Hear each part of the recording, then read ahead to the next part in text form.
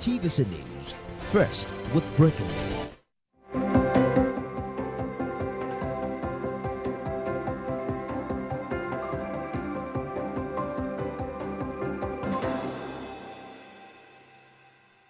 It's Thursday morning in Lagos. Good morning, everyone, and welcome to the program. I am Nifemi Oguntoye. Just 3 more days, and it's the new year 2024.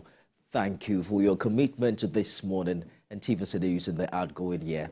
We wish you all the best as we welcome a brand new year in a matter of days.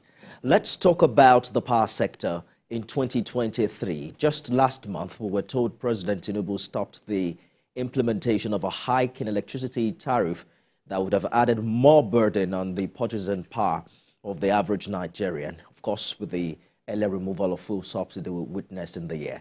The president, according to the Minister of Power, insists that subsidy be paid on power consumed nationwide. But how much impact is that having, the non-implementation of the cost-reflective tariff? How much impact is it having on issues like liquidity and investments in the sector? We also heard the federal government has spent over 600 billion naira to subsidize electricity in 2023 alone, as we see forex unification and inflation rise in its numbers. That has also pushed the cost-reflective tariffs to about 124 naira per kilowatt hour. According to the Nigerian Electricity Regulatory Commission, the federal government paid the sum of about 2.8 trillion naira to subsidize electricity consumed in the country between 2015 and 2022.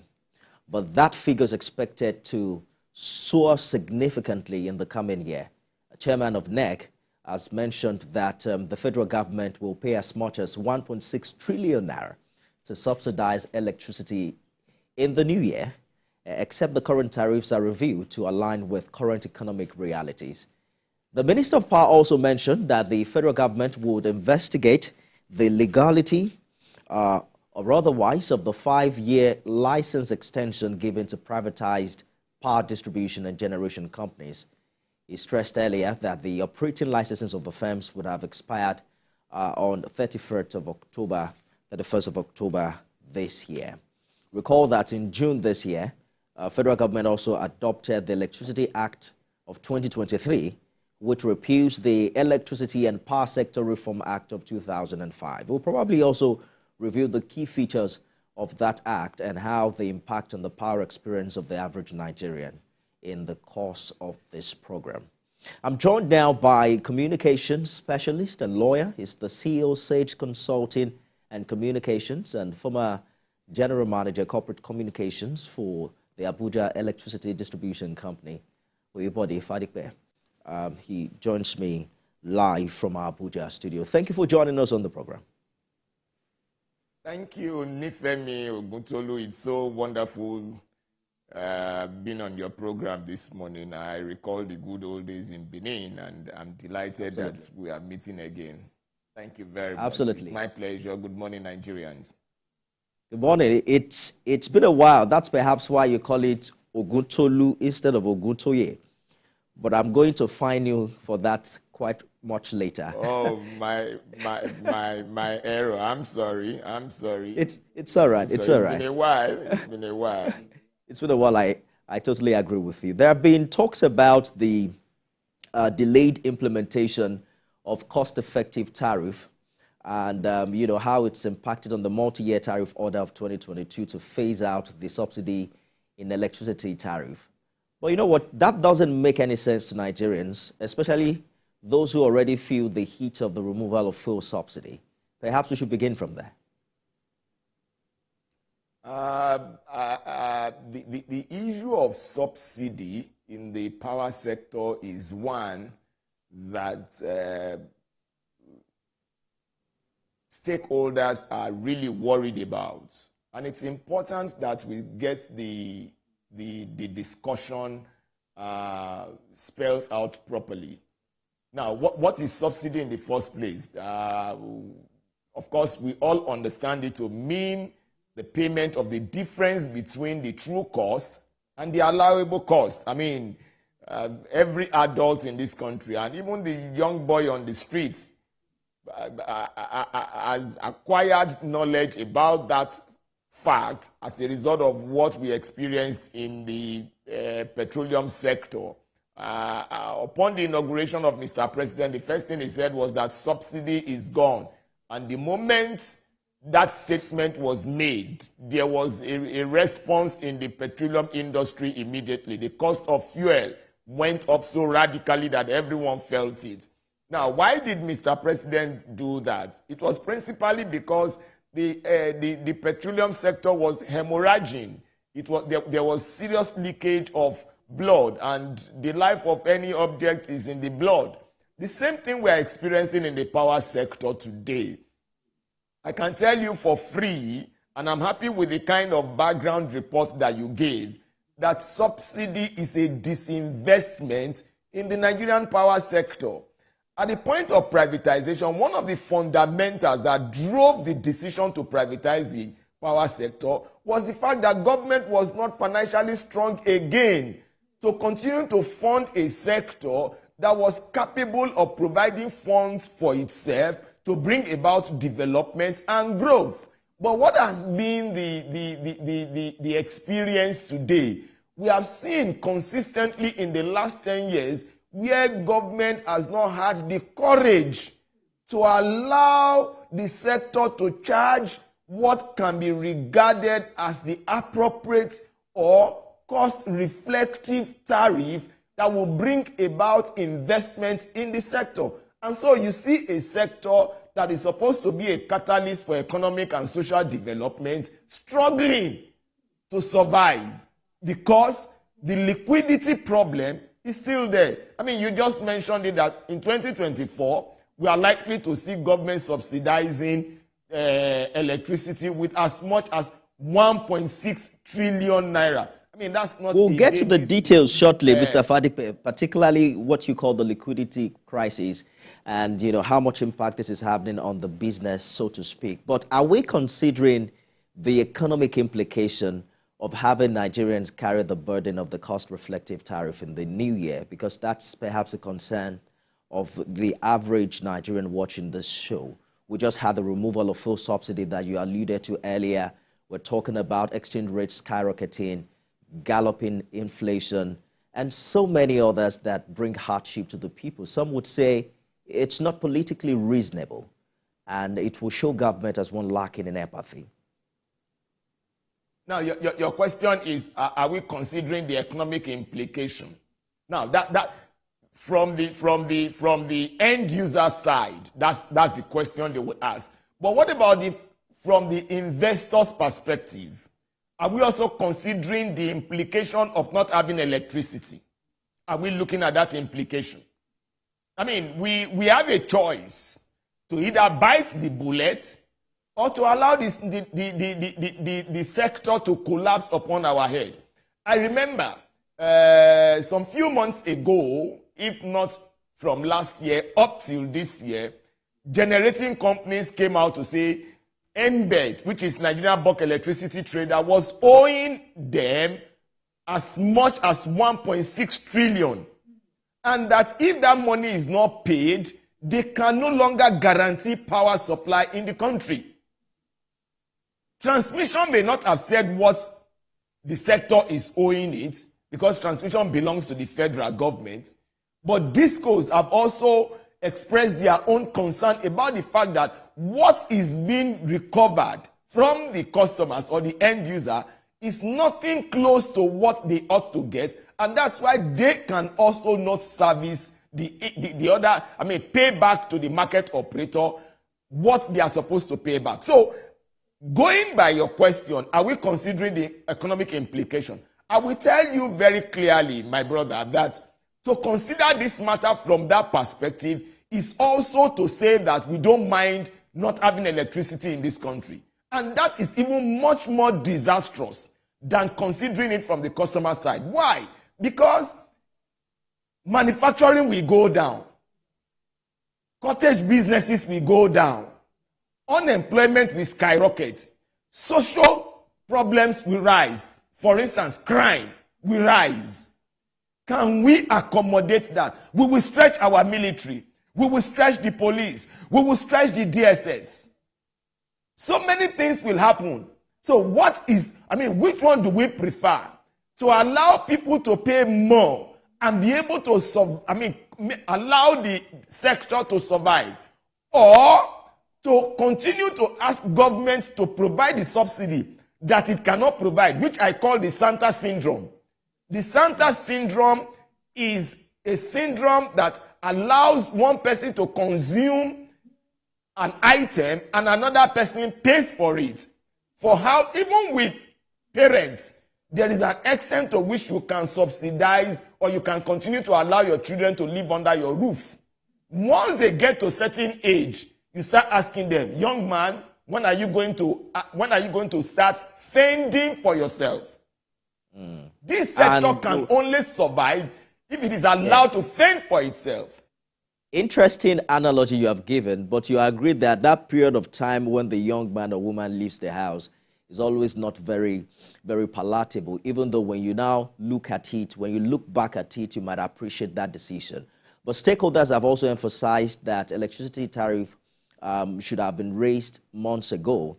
Well, here's what government is saying, and I want you to react to this quickly, because according to the minister, Mr. President was quoted to have said, we can't touch the tariff until we are able to achieve regular and incremental power supply. It makes sense, doesn't it?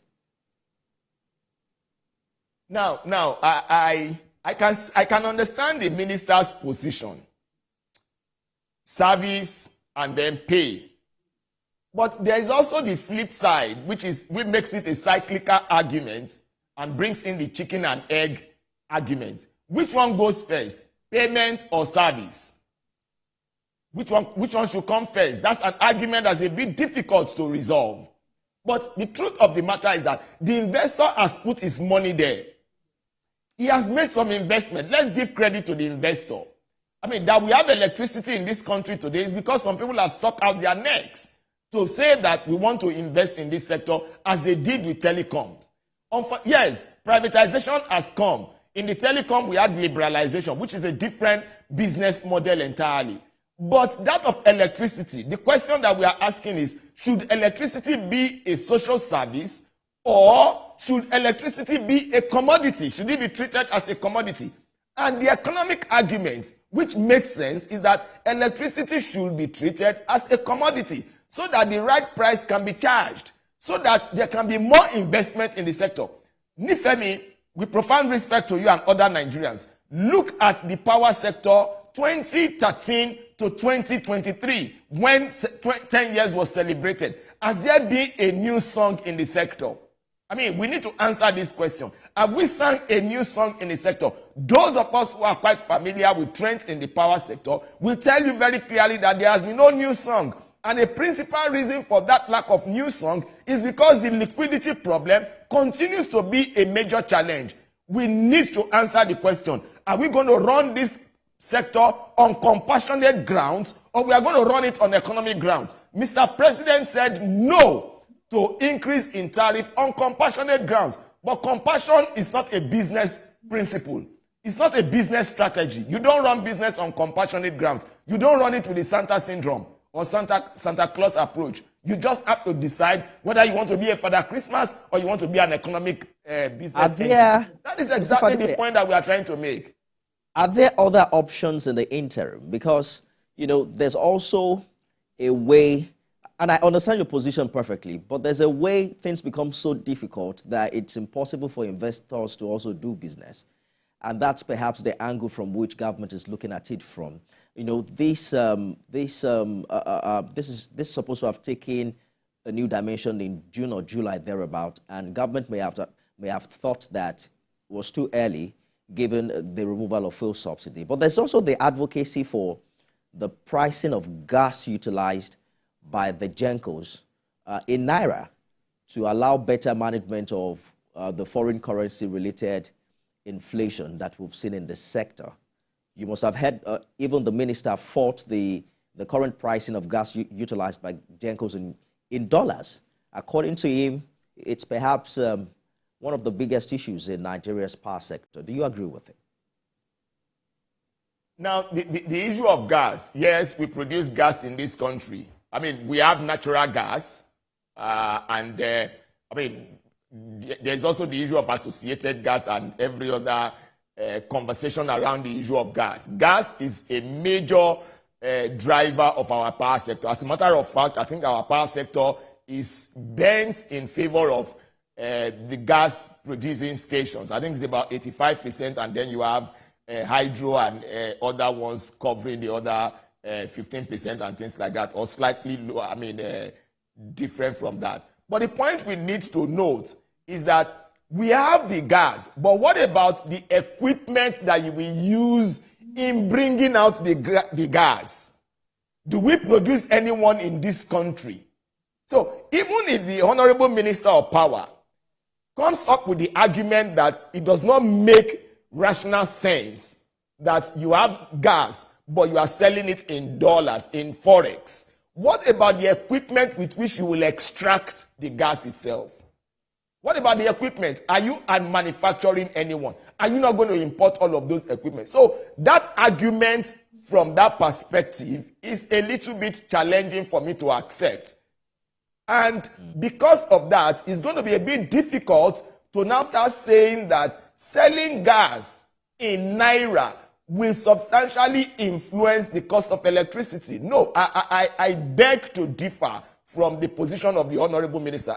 He may have more facts that I don't have, but as an analyst, looking at it from outside, I think we need to look at the position of the Honorable Minister of Power a second time and be able to align the data. Let's use data to drive this conversation. For instance, as I speak to you this morning, Nifemi, the number of customers on estimated billing is 7.1 million. The registered customer is about 12 million plus, maybe about 12.6 million. Now look at that little arithmetic. It means you have less number of customers on the metering platform. And that is, in effect, has a negative effect on the recoverable, or what the discos or the sector can recover from the user. So these are, not to now talk about the fact that government is allowing subsidy. Furthermore is the fact that government has frozen the cost of electricity, but it has not frozen inflation. It has not frozen the parity of the naira. You may have raised another very important point, because when you look at the number of registered customers at 12 million, that's far away from the actual number of people in this country using power. But are you saying that there is any significant impact or implication of removing subsidy on getting more people metered or getting more people registered, or, by inference, getting more Nigerians to pay for the power they consume? Now, I hope I got your question clearly, but this is what I want to say in response to that question, if I got it clearly. Now, 12 million registered customers are not the ones consuming electricity. That fact is clear. We cannot run away from that fact. You have more people consuming electricity than the 12 million registered customer. Exactly my point. Go to any disco, they will tell you that there are free riders. They will tell you that there are free riders, and they are doing, I hope and believe that they are doing everything on a daily basis to bring in the free riders so that they can recover more. But guess what? The more people they bring in, the more the subsidy level will increase. Because the more people you bring in, more people will be consuming power. There's no doubt about that. Or put in another form, more people are consuming power now, but less people are paying. So that means the subsidy is still going northwards. It's still on the rise. So when you solve metering problem, hopefully in the shortest possible time, and we are able to reduce subsidy substantially. Because in the first instance, let's even ask ourselves this question. Who is benefiting from this subsidy? Is it the poor or the rich? Is it the poor that is benefiting from this subsidy or the rich? The idea of the multi-year tariff order of 2022 is such that discos that are in, highly urban centers are allowed to charge tariffs near cost-reflective, tariffs. And then discos that are in areas with low-income consumers are allowed to charge lower allowed tariff. That, in a way, ensures that they get more of the subsidy. Are you saying that is not the situation as we speak? No. I'm not saying that is not the situation. But over a period, since that 2022, there has been a movement more in the direction of discourse in the urban areas, the subsidy favoring them. And that means it is those who are well-to-do that are benefiting from the subsidy. That's just the logic of that position that you have raised. And it is very, very clear. They consume more of the energy. For instance, I think the last calculation by the regulator, and we must commend the regulator for getting to that extent. The last calculation by the regulator was that if you charge the true cost, electricity is likely to be about at least 100 naira per unit. But what you are charging currently is about 50% lower than that 100 naira, slightly above 100 naira per unit. So there is a huge gap that the rich is benefiting from. Meanwhile, even the poor themselves, they are not getting the supply. Now, the second argument is this. Even the poor that we are trying to defend, they are also saying, give us the electricity. We will buy the one that we can buy and use it. They still use I better pass my neighbor. And I know that as an experienced journalist, you are familiar with the trend in their better pass my neighbor space.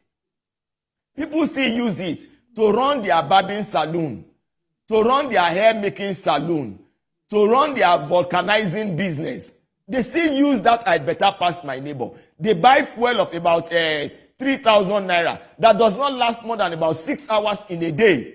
You cannot put your refrigerator on it. You cannot put your pressing iron on it. You cannot put your electric cooker on it. All of those ones are resting when you are using that I better pass my neighbor. But we are saying, and if you calculate I better pass my neighbor, it's likely to be about 200 naira per unit of electricity. We are saying, okay, move it a little bit further than where the tariff is now, so that you can recover more and be able to provide electricity for everybody. Is that too much of an argument is that too much of a request to make? For this market to survive? For this market to survive, is that too much of a request to make? I think we need to sit back and bite the bullet. For once, let's bite the bullet. Inflation is running very high. Let us also try to probe, the subsidy regime as it is currently constituted. Some have raised the issue of the delay and bottlenecks, associated with paying the electricity subsidy, the slow cycle that you mentioned earlier. Do these discos get the refunds as at when due?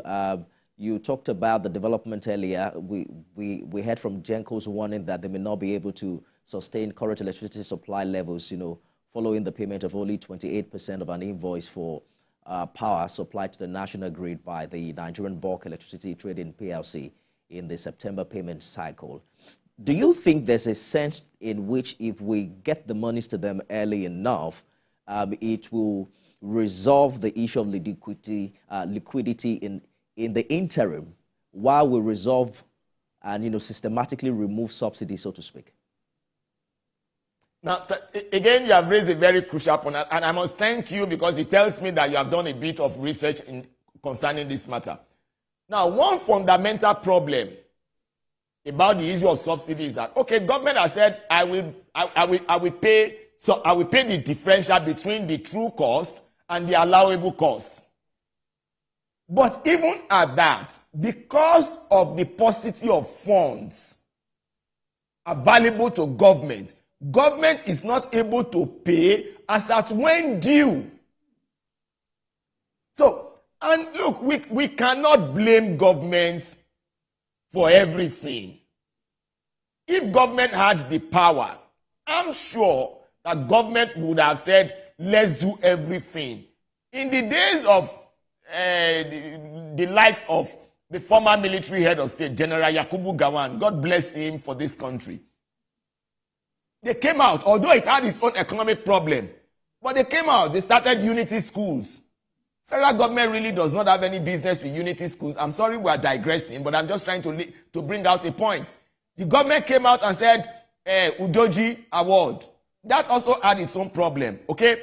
But the point I'm trying to make is that when government had the energy, the financial muscle to do all of those things, government went ahead to do it. Now that government does not have the energy to do it, it is not only making a promise, it is making a promise that it cannot fulfill, and when it is able to fulfill it, it's not fulfilling it at the right time, because there's supposed to be a right time when the subsidy is supposed to be paid to the market, so that they can, I mean, look at what happened in Damaturu recently in Northeast, where some vandals pulled down transmission tower there.